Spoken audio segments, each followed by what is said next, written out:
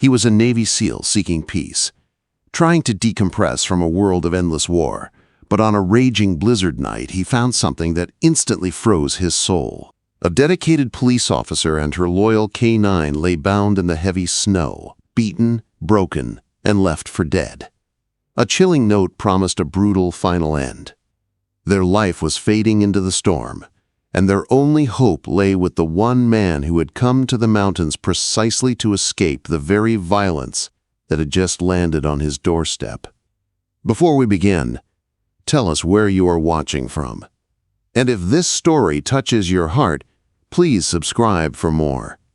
The town of Silver Ridge, Colorado presents two very different faces to the world. The first is the one on the postcards.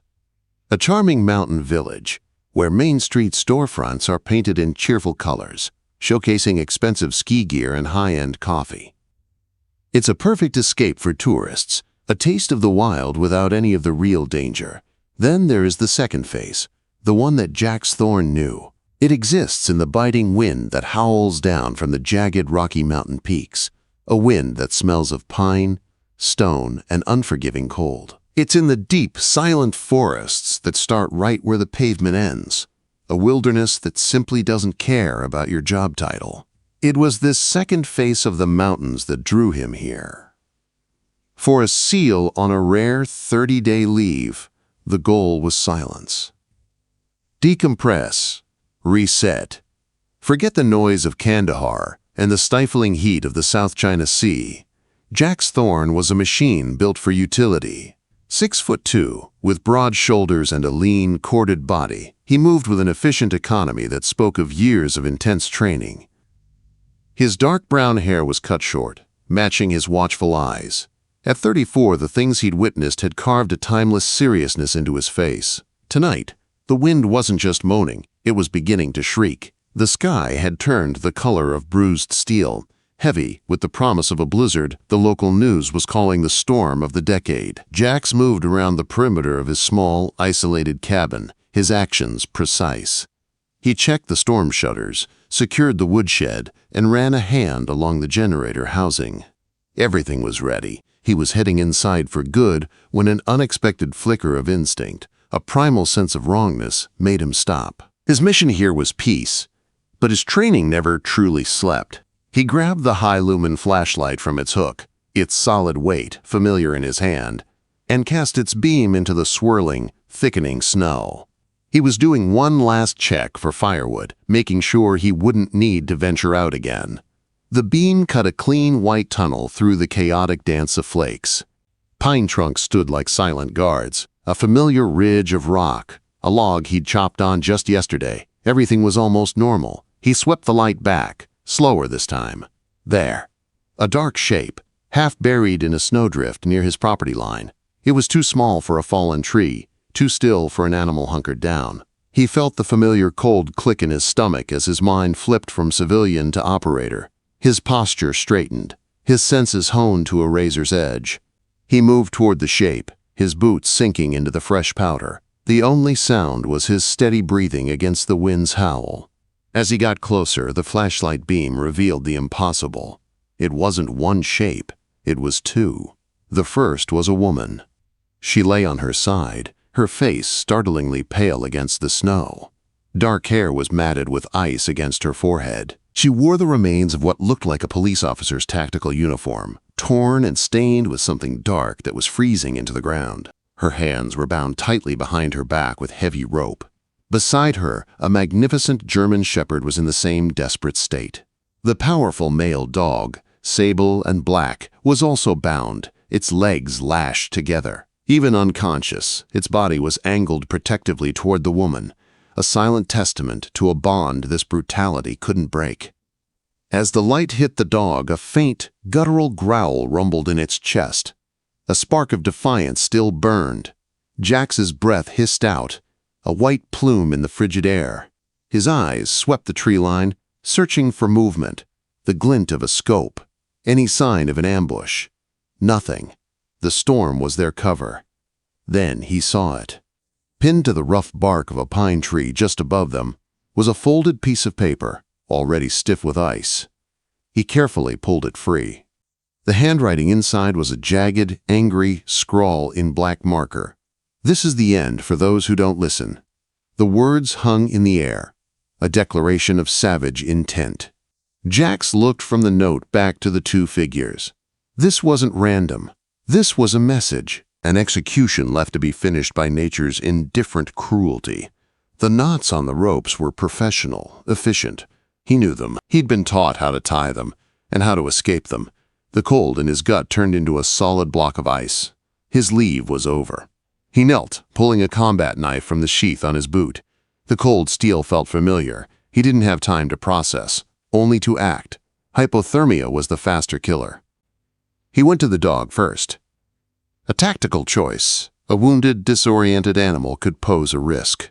"Easy, boy," he murmured, his voice a low rumble. "I'm here to help." He sliced through the thick ropes binding the shepherd's legs.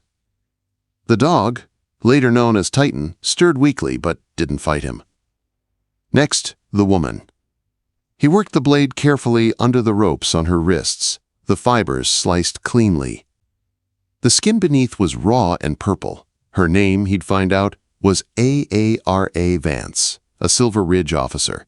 But right now, she was just a life fading into the snow. He checked her pulse. It was there, a faint, rapid flutter. Her breathing was dangerously shallow. He looked back toward the faint light of his cabin. He couldn't carry both at once. The snow was past his ankles. The wind stole his heat. He made his decision. He shrugged off his own heavy winter coat and draped it over Aara's torso. Then he carefully scooped the big German shepherd into his arms. The dog was heavy, 90 pounds of dead weight, but Jax had carried wounded men through worse. The shepherd's head rested against his shoulder, his breath a faint puff against Jax's neck. He fought through the drifts, each step a punishing battle.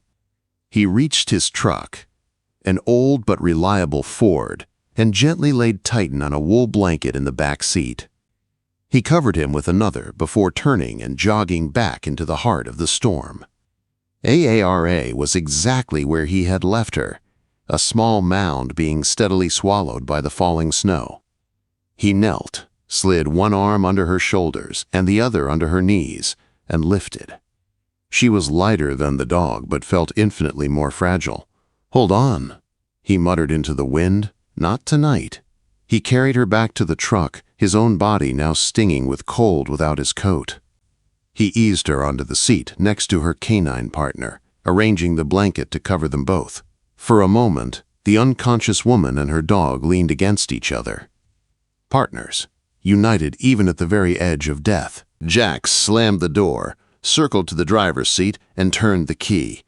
The engine sputtered, then roared to life. The heater started blowing lukewarm air.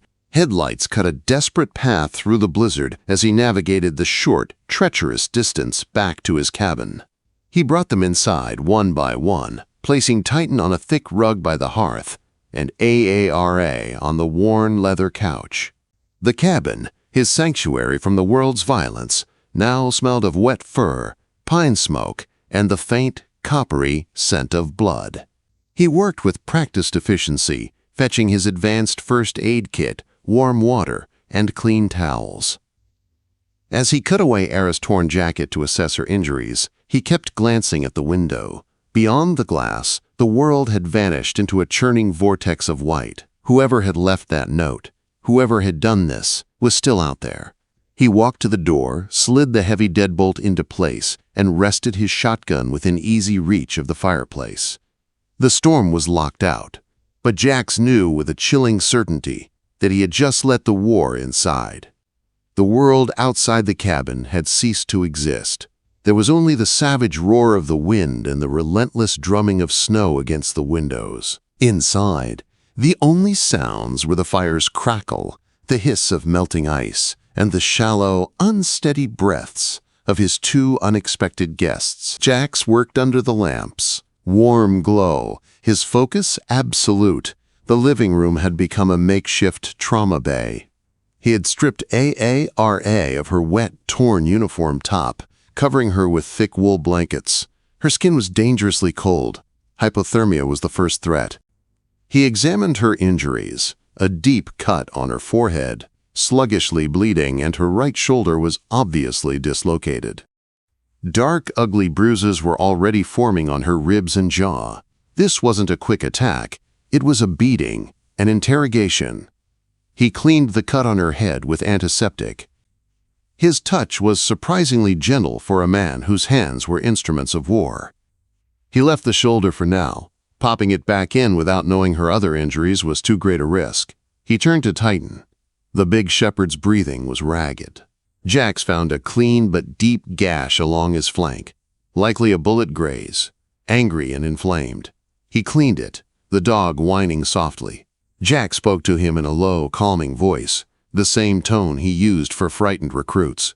"You're okay, big guy. You're safe." He was wrapping the wound when a loud, sharp knock echoed from the front door. Instantly, Jax froze. His hand went to the shotgun. The knock was confident, heavy. Not a lost hiker. They couldn't have tracked him this fast. Not in this storm. He moved silently to the door, peering through the peephole.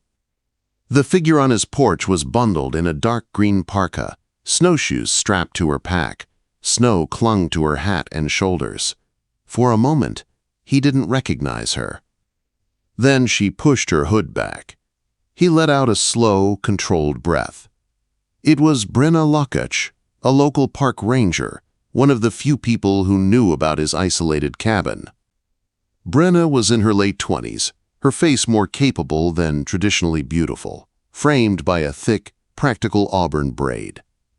Her eyes were clear, steady green. She was a woman who truly belonged to the mountains. He slid the deadbolt open, Brena, he said, his voice low. Bad night for a social call. She stepped inside, stamping snow from her boots, bringing a blast of cold air with her. Was doing a final check on the North Ridge cabins before the roads close. She explained, her voice strong. Figured I'd make sure you hadn't been buried alive. Quote. Then her eyes landed on the scene, the unconscious woman on the couch, the wounded dog, the discarded blood-stained clothes. Her friendly expression evaporated, replaced by sharp professional focus. She didn't panic. She simply met Jax's gaze. What happened? Found them in the woods, left for dead, Jax said, simply. Her shoulder is dislocated, and she's deep into hypothermia. The dog has a nasty graze. Brena dropped her pack and was instantly kneeling by Titan. Let me see, she said, her hands gently probing the cleaned wound. The shepherd whimpered, and his dark, half-open eyes flickered toward the couch. Even injured, his priority was clear. He's a fighter, Brena murmured, focused on the animal and fiercely loyal. His gaze hasn't left her. She looked up at Jax. My truck is parked down the trail a ways. I have a full veterinary first aid kit in it, much better than whatever you've got. It has sutures, coagulants, and a salve. I make myself for infections. You won't make it there and back in this, Jax stated. The wind howled, rattling the window panes. I will, she said, with a confidence that brooked no argument. You keep them warm. Focus on her. I'll handle him. Quote, before Jax could protest, she had pulled her hood back up and slipped back into the blizzard, disappearing into the white fury as if she were a part of it. True to her word, she returned 20 minutes later, a human snowdrift carrying a large weatherproof case. She was breathing hard, but her eyes were bright with purpose. While Jax wrapped Aara in more heated blankets and elevated her feet, Brena went to work on Titan. She cleaned the wound again with a sterile solution, her movements swift and sure. It's clean, she announced. The bullet went through, which is good. No slug to dig out. She applied a thick, herbal-smelling salve before skillfully stitching the wound closed. As she worked, she spoke, her voice a low counterpoint to the storm. I've been seeing things the last few months, Jax. Things that don't add up. We've got poachers, but they aren't taking trophies. And there are tire tracks on the old service roads, roads that have been closed for years. Heavy trucks moving at night. Jax paused, looking over from the couch. You reported it. Of course. she said with a small, frustrated sigh. They log it, say they'll send a patrol, but nothing ever comes of it. It's like the reports go into a black hole. Quote. He nodded slowly, a dark puzzle piece clicking into place. A cop, beaten and left for dead. A message. And now a ranger talking about suspicious activity ignored by the authorities. When Brena finished, she gently wrapped Titan's torso in clean bandages. The dog's breathing already seemed to ease. She sat back on her heels, pushing a stray strand of red hair from her face. He'll be weak, and that leg will be stiff for a while. But he's strong. He'll make it. She then came over to look at Aara. How is she? Her core temperature is coming up slowly. Jax reported. Her pulse is a little stronger, but she hasn't stirred.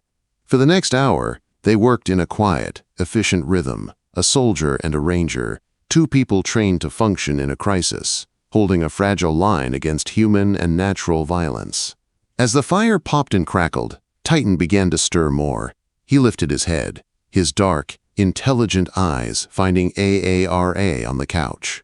A low, mournful whine escaped his throat. He tried to push up to get to her, but his wounded body wouldn't obey.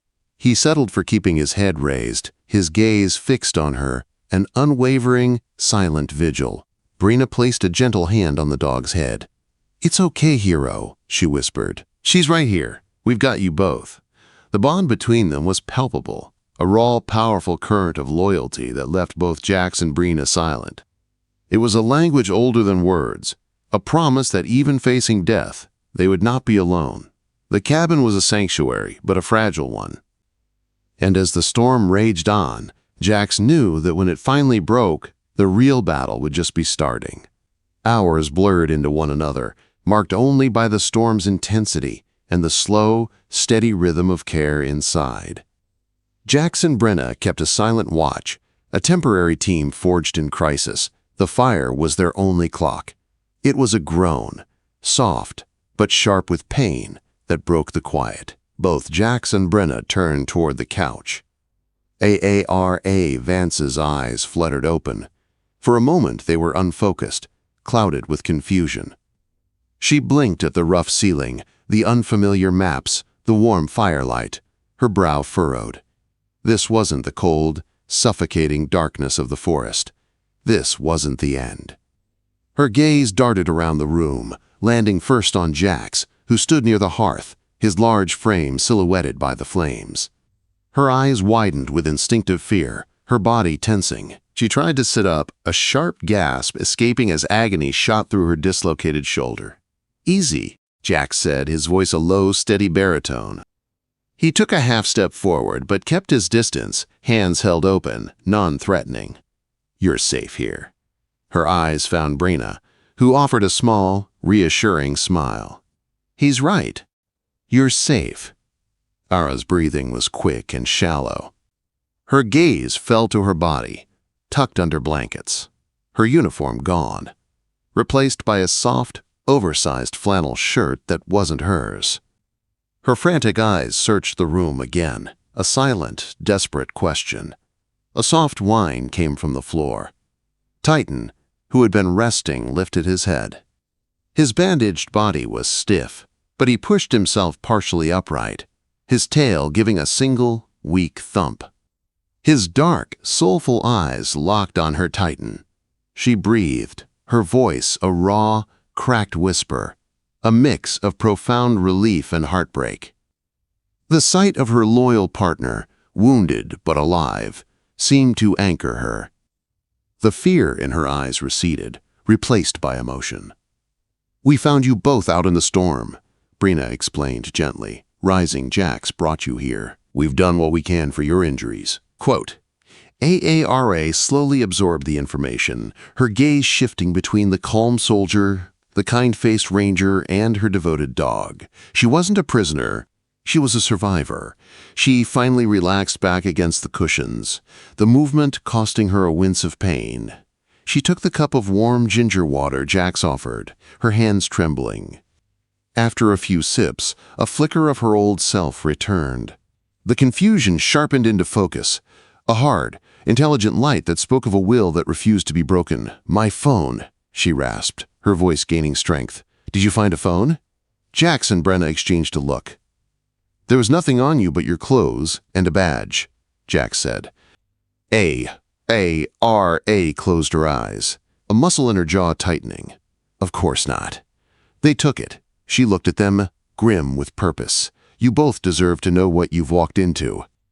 My name is Aara Vance. I'm a detective with the Silver Ridge Police." She paused, or at least, I was. "For the last 8 months, I've been deep undercover. My target is a trafficking ring that calls themselves the Mountain Vipers." At her words, Brena's eyes widened. "The trucks," she said, almost to herself. "The ones on the service roads." Aara nodded, focused on the Ranger. "Exactly. They're not just moving drugs, they're running military-grade firearms and fentanyl. They use the national park's back roads as their personal highway, moving product from out of state and breaking it down in Silver Ridge before it disappears into the rest of the country. It's a ghost network. Perfect logistics." She shifted, the pain a constant reminder. "I finally got close. I had everything on that phone. Video recordings, contact lists, delivery schedules, photographs, the name of their leader. A man they call Kane. Jax listened, his expression unreadable, but his eyes intent. He recognized the cold reality of her story. An operator compromised. They knew I was coming. Aara continued, her voice laced with bitter anger. It was a trap. They weren't just thugs. They were professionals. They moved like a fire team. They knew exactly where to hit me, where my backup wasn't. Her hand went to her bruised ribs. They tried to make me talk, give them the passcode, tell them who else knew. When I wouldn't, they decided to leave us as a message. Her voice broke for the first time, her gaze shifting to tighten. They shot him right in front of me. They thought he was dead. Then they tied us up and left us for the storm to finish. The cabin was silent, save for the fire's crackle. The story hung, heavy and poisonous. "Which means," she said, her voice hardening again, "that there is a leak inside the SRPD, a bad one, someone high up enough to access undercover files, to monitor my movements, to clear the way for the Vipers." She looked from Jax to Brena, her eyes desperate. "That's what you've stumbled into. This isn't just a local gang. It's deep-seated corruption. And now that they know I'm alive, they won't stop until they finish the job." Jax folded his arms across his chest, his posture solid as rock. "They won't find you here," he said. It wasn't a question or a hope. It was a statement of fact. Aara looked at him, truly seeing the quiet, unshakable strength in the man who had saved her. She saw the same resolve in Brena's steady gaze. They were strangers. Yet, in this small sanctuary, surrounded by the storm's fury, she felt that flicker she thought she'd lost. Hope. "They took my evidence," she whispered, the fight returning. "But they didn't take my memory. I know their routes, I know their methods. It's still in my head." She looked at them. "I'm not asking for your help. You've already done more than enough. But I am asking you to be careful. You're part of this now, whether you want to be or not." Brena pulled her chair closer. "What the Vipers are doing to our park, what they did to you and your partner," she said, nodding toward Titan. "That's not something I can walk away from." Aara's gaze finally settled on Jax, the silent soldier. He simply gave a slow, deliberate nod. In that gesture, an unspoken alliance was formed. A detective with no one to trust, a ranger protecting her territory, and a soldier who found the war he sought to escape had followed him home. The blizzard broke with the dawn. It didn't retreat. It shattered, leaving a world remade in crystal and silence. A pale, fragile sun rose, casting long blue shadows across a landscape buried under thick, pristine snow. The air was sharp and clean. Inside the cabin, a tense quiet held sway. Jax had spent the better part of the night setting Aara's dislocated shoulder. The process was brutal, but necessary. Now, she sat wrapped in blankets, her arm secured in a makeshift sling, her face grim. She was a detective again, her mind already at the crime scene. "We have to go back," she said, voice firm. "The snow is a blessing and a curse. It covers their tracks, but it also preserves everything underneath. We have a window before the sun melts it all away." Brena, checking Titan's dressing, looked up with concern. "Aara, you can barely stand." "I don't need to stand." "I need to see," she countered, her gaze unwavering. Jax, cleaning his shotgun, looked at her and saw the unyielding fire of a warrior. He knew that drive. Arguing was pointless. "We'll go," he said, nodding once. "But we move on my terms. Stay close. No risks," Titan seemed to understand. He pushed to his feet, his limp pronounced but his posture alert. He walked to Aara and rested his heavy head on her knee, his dark eyes looking up, as if to say he was ready.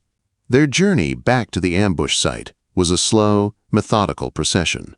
Jax took the lead, silent and fluid, his eyes scanning everything.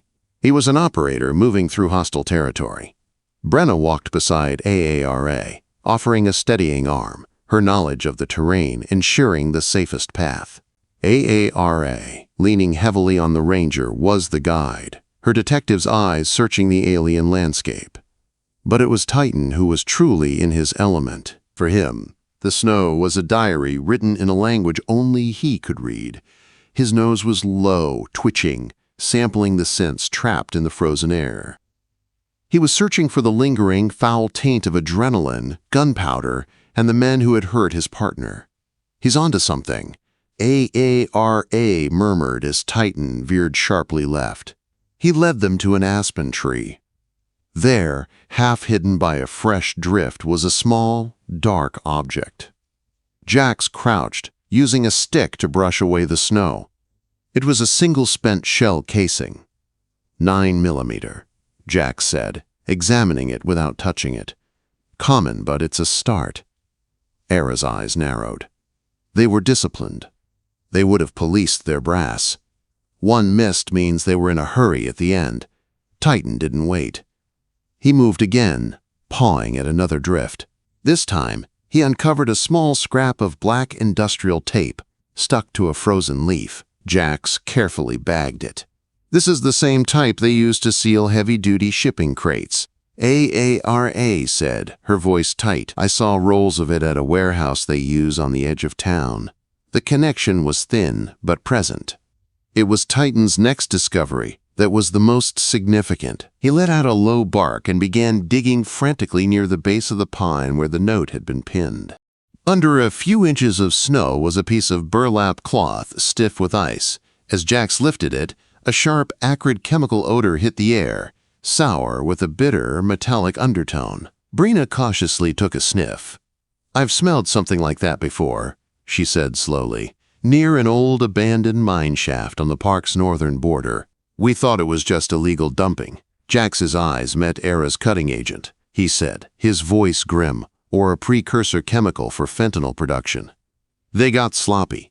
They used this as a gag or blindfold, then discarded it. They had their evidence. 3 small, insignificant items that together told a story of professional violence, hasty departure, and a direct link to the Viper's operation." As they started back, Brena unrolled a detailed topographical map on the hood of Jax's truck. Her finger traced a path. "This is where you were," she said, pointing to a spot. "And this," her finger moved, "is the old service road I told you about. It's less than half a mile from here. Completely hidden. Perfect smuggling route." She tapped the old mine location. "And the mine is right here. A perfect place to store or cook." Brena's map connected all the dots: the ambush, the illegal route, the potential base. Back in the cabin, the 3 stood around the table, the evidence between them. The fragile hope was now terrifying reality. They had the what, the where, and the how. They just didn't have the who, for certain. "This is bigger than we thought," Brena said quietly. "They've set up shop in our backyard, and they have someone on the inside protecting them." Aara added, her hand resting on her sling. "We can't take any of this to the department. We don't know who to trust." She looked at Jax, that shell casing, the tape. "It's all evidence. But it's useless if we can't get it to the right people. Jax looked at the pieces on the table, then at the two women. He had come here seeking solitude, but war had found him. A new unit was formed, a detective, a ranger, and a soldier. "We don't go to them," Jax said, his voice quiet but commanding. "We find a way to make them come to us." The day after their discovery, the cabin became a command center. Brena's topographical map, marked with red circles for the mine and ambush site, covered the table. "We're operating blind," Aara stated, pacing, the pain in her shoulder a constant throb. "The warehouse I mentioned, the one with the industrial tape, is our best bet. If they moved product recently, there might be signs. Fresh tracks, new locks, anything." Jax nodded, focused on the map. "Going in heavy is out. We need intel. We go into town, but we don't look like we're looking. We're tourists, just another couple enjoying the post-storm scenery." He looked at Aara. "Think you can handle that?" A flicker of her old confident smile touched her lips. "I can handle playing a tourist. The walking's the problem." "I'll be your crutch," he said simply. Brena had her own role. "I know most of the people at the county records office." She offered. "An old-timer there, Hank, knows every deed and permit filed in 40 years. If I ask about land surveys near the mine for a Park Service project, he might tell me who owns the warehouse without realizing what he's doing." Hank loves to talk.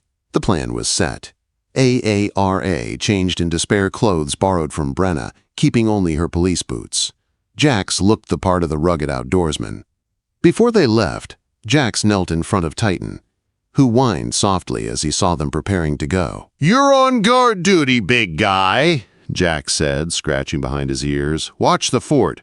We'll be back." Titan settled back down, his gaze following them until the door clicked shut. Silver Ridge was reviving. Plows had cleared Main Street, creating glittery banks of snow. Jax and Aara walked slowly, his arm supporting her. To any observer, they were just a couple hampered by a minor injury. They bought coffee, browsed the gear shop, and slowly made their way to the industrial outskirts. Meanwhile, Brena walked into the county office, greeting Hank with a friendly smile.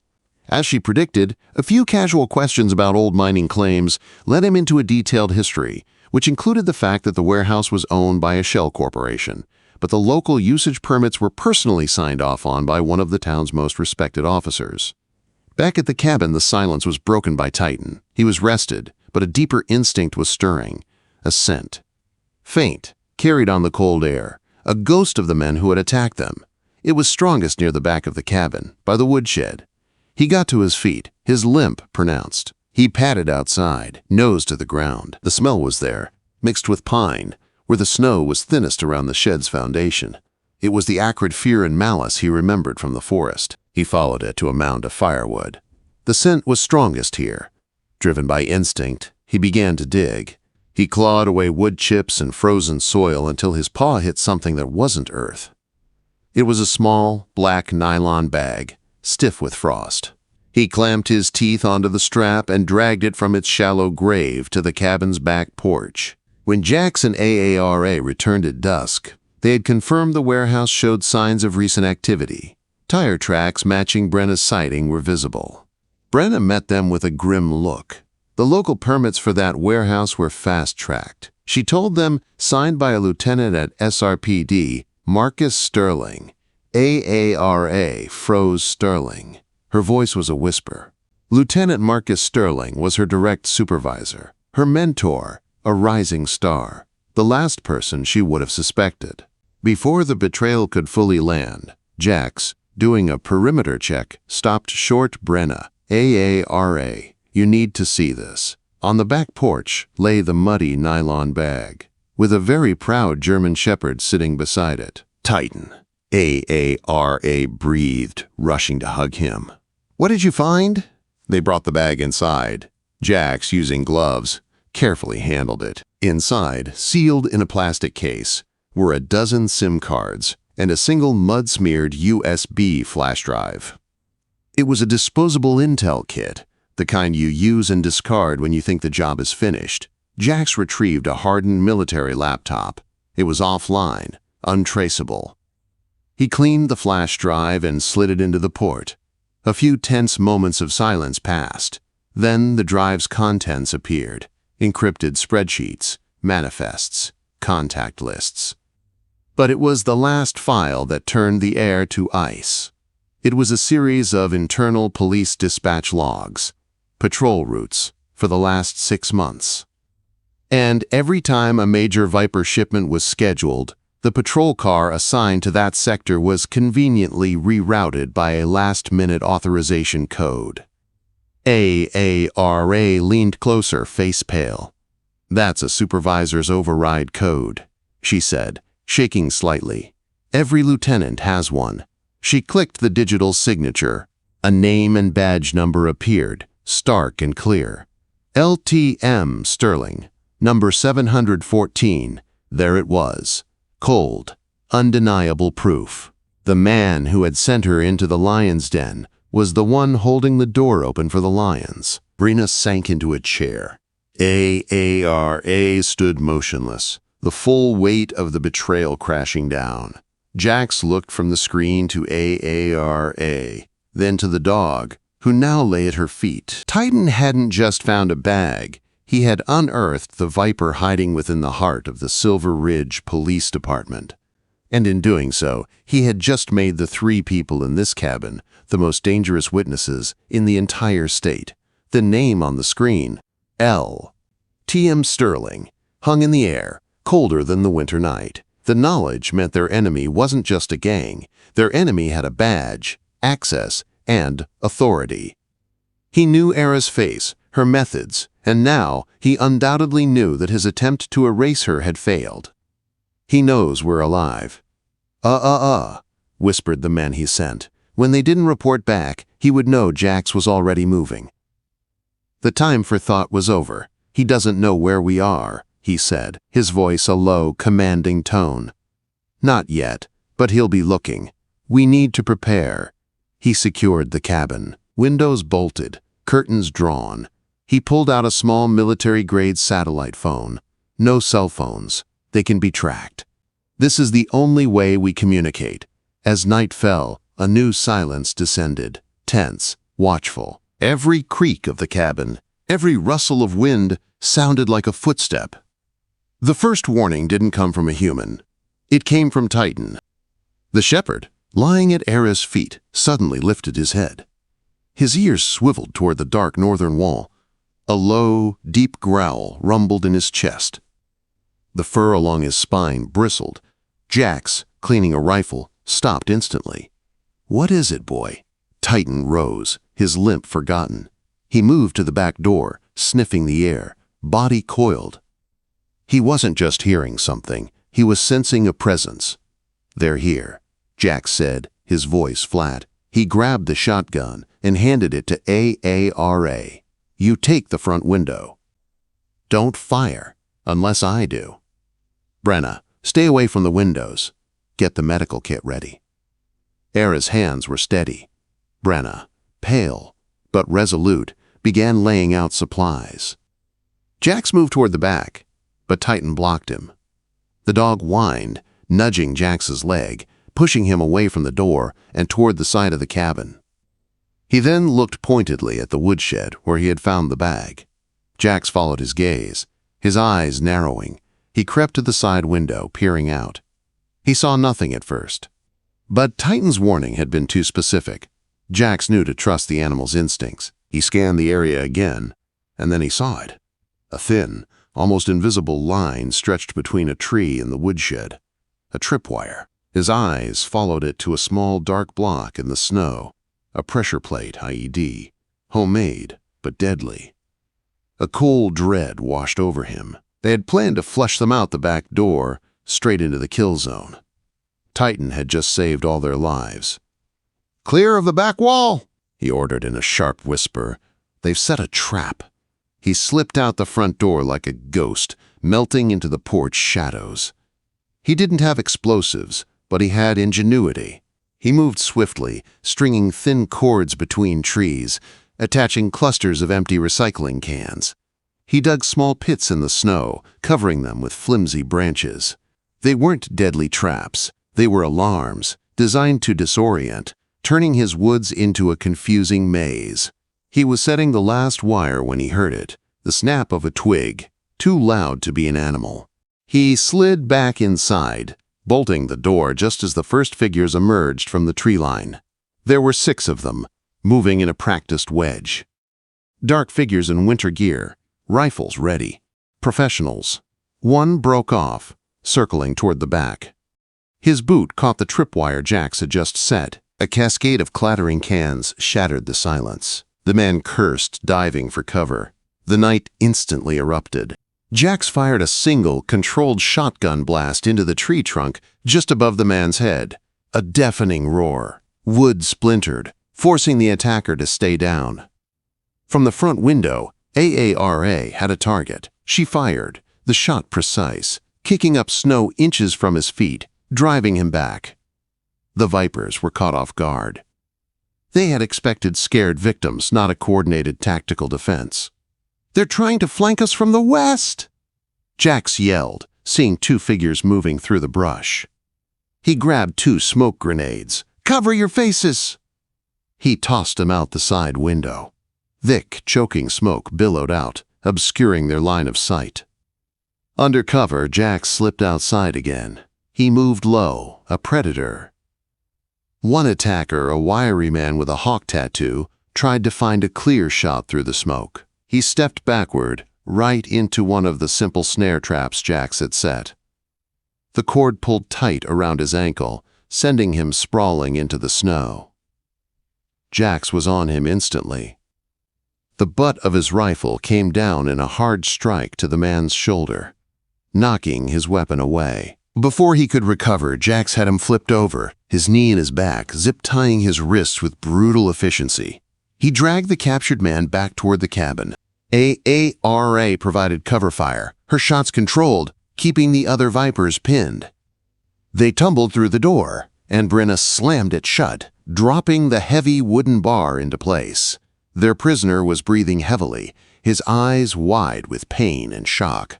He stared at Jax, then at Aara with the shotgun, and finally at Titan, who stood over him, still growling. Outside, the remaining Vipers hesitated. Their surprise was gone. One of their own was captured. They were facing a superior defense. After a few sporadic shots, they faded back into the darkness. Silence returned, thick with the smell of gunpowder and smoke. The immediate danger had passed. Jax stood over their prisoner. Aara leaned against the wall, the adrenaline fading into exhaustion. Brena moved toward the captured man with the first aid kit. They had held the line. They had survived. And now, tied to a chair in their sanctuary, they had a direct link to the man who wanted them dead. They had a prisoner. The smell of gunpowder had been replaced by the scent of stale fear. The captured Viper, Rico, was tied to a sturdy chair, tense, his eyes darting. The bravado was gone. The interrogation was not brutal. Jax didn't touch him. He simply stood before Rico, his sheer presence and absolute calm, more terrifying than any threat. "We know who you work for," Aara began, her voice cold. "We know about the shipments. We know about the warehouse." Rico spat on the floor. "I don't know anything." Jax said nothing, letting the silence stretch. "We also know about Lieutenant Sterling," Aara said, dropping the name like a stone. A flicker of genuine fear crossed Rico's face. "Sterling is your protection," Aara continued. "He clears your routes, erases your evidence. But what happens when we give his name to the feds? He'll burn everyone to save himself. And the first person he'll burn is the man who failed to silence the witnesses." She let that sink in. "He'll name you, Rico. He'll say you were the leader. He'll offer you up." Rico's jaw worked silently. He looked from Jax to Aara, then finally conceded. "What do you want?" "A name," Jax said, his voice a low growl. "The man at the top." "The one Sterling answers to." Rico slumped. "Kane," he muttered. "They call him Kane. He runs the whole mountain range. Sterling is just his pet cop." "We have what we need," Aara said to Jax, turning away from the prisoner. She moved to the table where the satellite phone lay. There's one person I trust. He's with the DEA. He's the reason I took this assignment." She looked at Jax. "I need to make this call." Jax nodded. Aara, dialed from memory. A man's sharp voice answered. "Vance. Corbin, it's me," Aara said, her voice thick with emotion. Agent Corbin Vance of the DEA was her older brother. Aara, "My God, where are you? You dropped off the grid 2 days ago. We thought—" "I'm alive. I'm okay." She cut him off. "Listen to me. I was compromised. Sterling is dirty. He's feeding intel to the Vipers." She quickly explained the situation. "I'm sending you a data package. Everything I had, plus what we found. The routes, the names, the proof against Sterling. Stay where you are." Corbin's voice was tight with controlled fury. "Don't move. Don't trust anyone. I'll get a team, but I have to do this off book. If Sterling has eyes on the department, he might get tipped off. Give me the coordinates." After sending the encrypted file and the location, Aara hung up. As she finished the call, Brena, checking on Titan, spoke up. The firefight aggravated his wound. "He needs proper treatment, Jax. Stitches and antibiotics I don't have." "He's burning up." Aara looked at her partner. "We have to get him help, but we can't take him to a local vet. Sterling might have them watched." "I know a place," Brena said immediately. "An old vet lives deep in the valley, a friend of my grandfather's. He's off-grid, asks no questions." "I can take Titan there. He'll be safe." The decision was made. A silent farewell passed between Aara and her dog. She knelt, pressing her forehead against his, whispering promises. Titan licked her hand weakly. Brena led him gently toward her truck, leaving Jax and Aara with their prisoner and their plan. With the data in the hands of the DEA, their objective shifted. It was no longer about survival. It was about ending this RICO, Jax said, turning back to the prisoner. "Your boss, Kane. When's the next big shipment?" Terrified, Rico talked. A major delivery of fentanyl precursors was scheduled for 2 nights from now at the abandoned mine. A dangerous plan formed. Corbin and his team won't get here in time to set up a full-scale raid without tipping off Sterling. Aara reasoned. "We need to control the board. So, we change the game." Jax said, his eyes gleaming. "We leak new intel. Something Sterling will hear. We can use one of the burner SIM cards." Aara suggested, "Send a message to a number on Kane's list. A fake tip about a rival gang planning to hijack the shipment. We make them nervous," Jax continued, "and we give them a solution. We suggest a new, safer location for the meet." He pointed to a spot Brena had marked earlier, a narrow, isolated canyon with only one way in and one way out. "A perfect kill box, a place of our choosing. We draw Kane and his inner circle there." Aara finished, her voice dangerously resolved. "And if we can make Sterling believe his entire operation is at risk, he'll show up too, to personally oversee his investment." It was a conspiracy of their own, a plan to use the enemy's network against them. With Brena gone to secure their most loyal ally, Jax and Aara began preparations for the final move. The cabin was now the staging ground for a war. The air in the canyon was dead and cold. Under a moonless, star-filled sky, the rock walls rose like black teeth, creating a narrow passage with no escape. It was the perfect trap. Jax lay prone on a high ledge, a suppressed rifle resting on his pack, his eyes scanning the canyon floor through a night vision scope. He was utterly still, a ghost in the darkness. Below, Aara was positioned behind boulders near the entrance, a pistol steady in her good hand. She wasn't alone. With her were 2 figures in dark tactical gear. Her brother, Agent Corbin Vance, had arrived with a small elite DEA team. Corbin was all business, but the look he gave his sister was filled with fierce pride. They had a blocking position at the far end of the canyon, ready to seal the trap. The distant rumble of engines grew into a low growl. 2 heavy-duty trucks, headlights off, rolled into the canyon's mouth and stopped. Men jumped out, moving with discipline. From the lead truck, 2 figures emerged. One was tall and gaunt, the cruel, dead eyes of a predator. Jax knew this was Kane. The second man was Lieutenant Marcus Sterling. His tactical jacket looked less like a uniform and more like the costume of a traitor. His charismatic smile was gone, replaced by a tense, greedy expression. Then the rear doors of the second truck opened. A man pulled out 3 children, no older than 12, each clutching a small, heavy duffel bag. The Vipers were using them as mules, a horrifyingly effective shield showtime. Corbin's voice whispered over their encrypted comms. The deal was about to go down when the signal was given. Bright, blinding lights erupted from both ends of the canyon, turning night to day. A voice boomed over a loudspeaker. "Federal agents, drop your weapons. You are surrounded." Chaos erupted. Kane and his men opened fire, their automatic weapons spitting flashes of orange. Sterling, his face a mask of panic, did the unthinkable.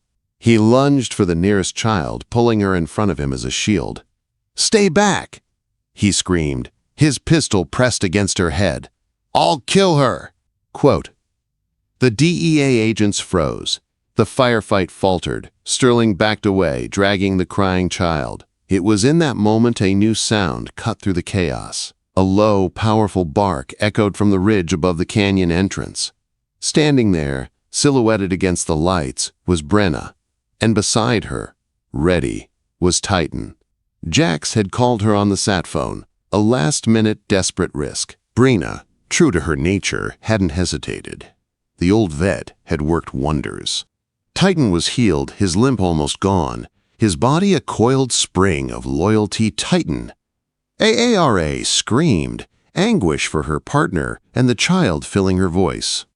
But the dog was already moving. He launched himself from the ridge, a black and sable missile of righteous fury. He landed with a thud and charged, ignoring the bullets kicking up dirt. His intelligent eyes were locked on one target, Sterling.